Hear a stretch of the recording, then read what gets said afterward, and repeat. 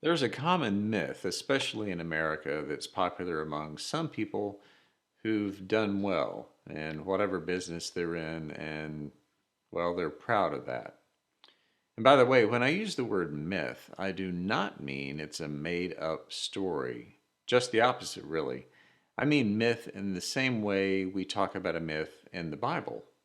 It's a story that's absolutely true because it tells us about a truth that's much larger and more important than any specific literal details.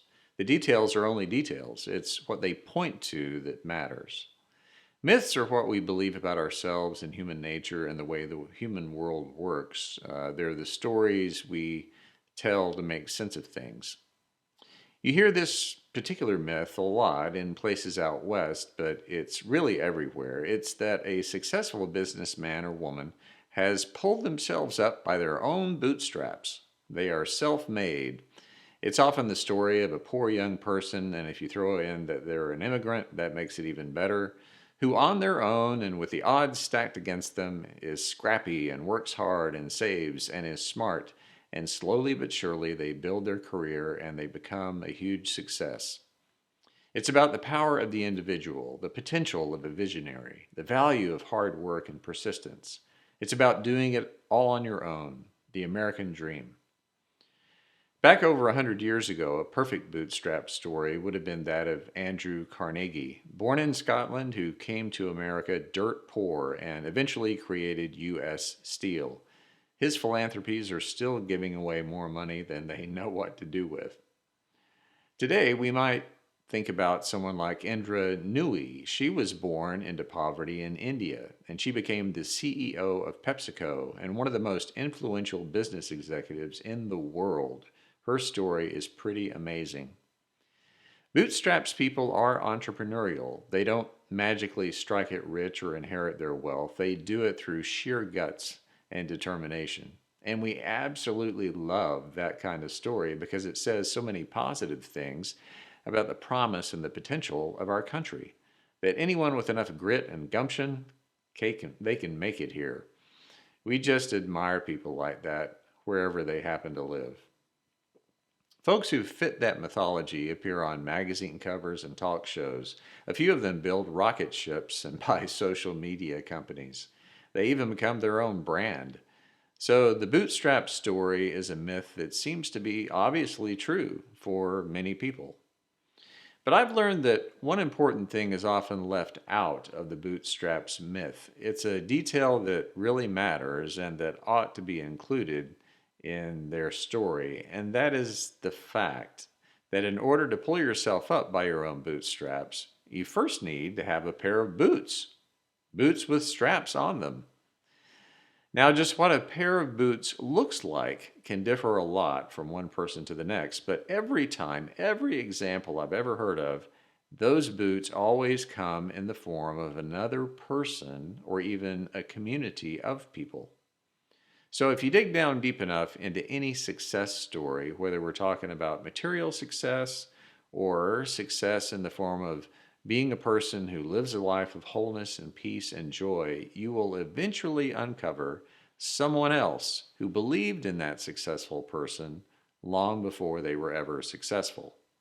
Somewhere in that bootstrap story was a pair of boots in the form of a teacher, a mentor, an investor, a parent, or another family member. Someone who cared, someone who listened, someone who took a risk, someone who gave of themselves unselfishly, someone who took that person seriously, who regarded them as valuable and worthy and full of potential, maybe when no one else would.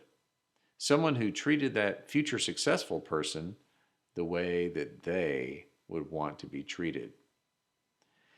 Now, this is the day we set aside in the church to remember and give thanks for the people in our lives whom we consider to be saints. It's good for us to do that any day of the year, really. If nothing else, it's a reminder that whoever we are, whatever we've learned, and all the good things that we've enjoyed in life are all the result of relationships that we have had with other people: teachers, mentors, partners, spouses, parents, grandparents, friends, neighbors. Most of the saints we remember on a day like this we have known personally, but some may be people we admire or who've been inspiring examples, not only to us, but probably to a whole lot of people. I consider Martin Luther King Jr. to be one of my saints.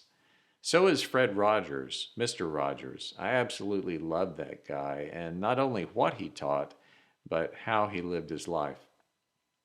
So, a saint is anyone who has helped us, who's given of themselves in a way that has rubbed off on us. Someone whose imprint made such a difference that who we are, the way we think about ourselves in the world, and what we aspire to would be very different if it were not for their influence. Giving thanks for the saints in our lives is not just some abstract exercise. To remember anyone like that is to literally remember them. It's the opposite of dismember, to separate. To remember someone is to rejoin their selves with ourselves, to acknowledge that they are an essential part of who we are.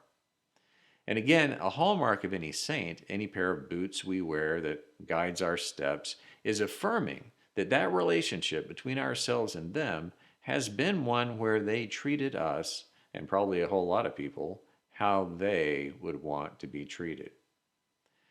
There was a time Jesus gave a sermon to his disciples and a whole lot of other people. It was one of those golden moments where people hung on his every word and remembered and retold it and eventually wrote it down for you and me.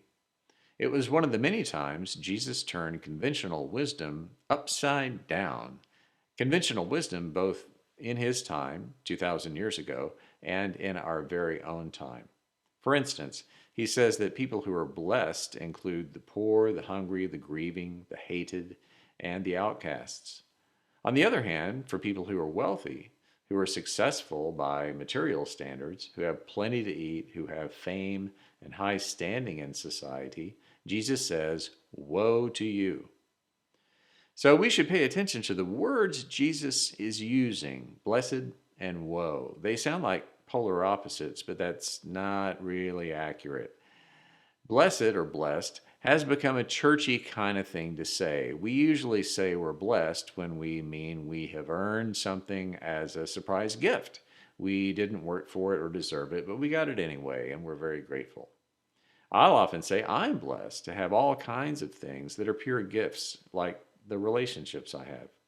And we can rightfully say we're blessed to have the people we regard as saints in our lives. But blessed in the way Jesus said it was broader than that. The Greek word he uses is makarios, which means to be unburdened or to be satisfied, which could still be considered as an unearned gift. The important thing is the promise Jesus is making here is an important part of the picture he's painting about what the kingdom of God looks like.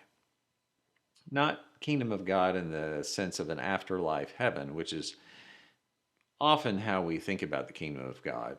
No, he's referring to the kingdom of God in the present tense of how human relationships in the here and now look whenever we behave in a kingdom of God kind of way.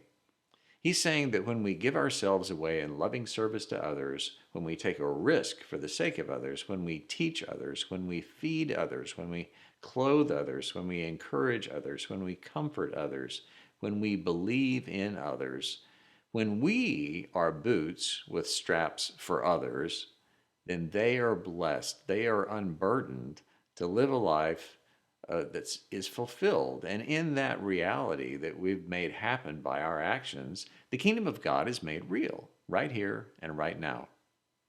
So, what about the woe part? Does that mean that successful, wealthy, famous people are going to get their comeuppance? Are they cursed or doomed because they've walked around thinking they're all that? Well, as fun as it might sound for the high and mighty to be cut down to size occasionally, that's really not what Jesus is getting at. Woe is not the opposite of blessed. Woe does not mean cursed or unhappy. Woe means basically, watch out, pay attention.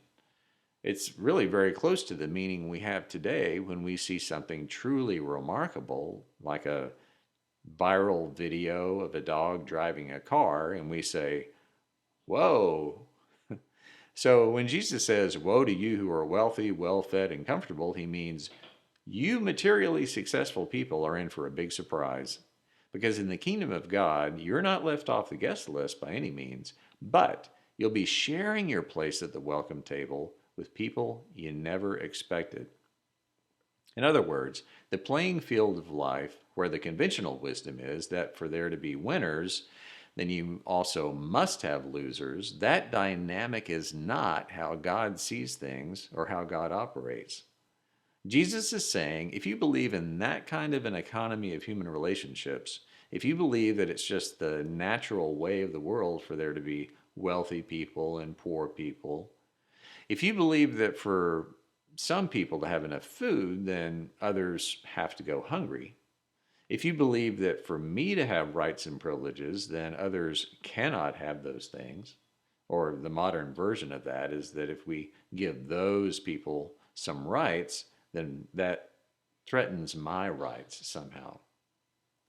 Or if we let all those others in, then that takes away my space, my security, my job, my identity.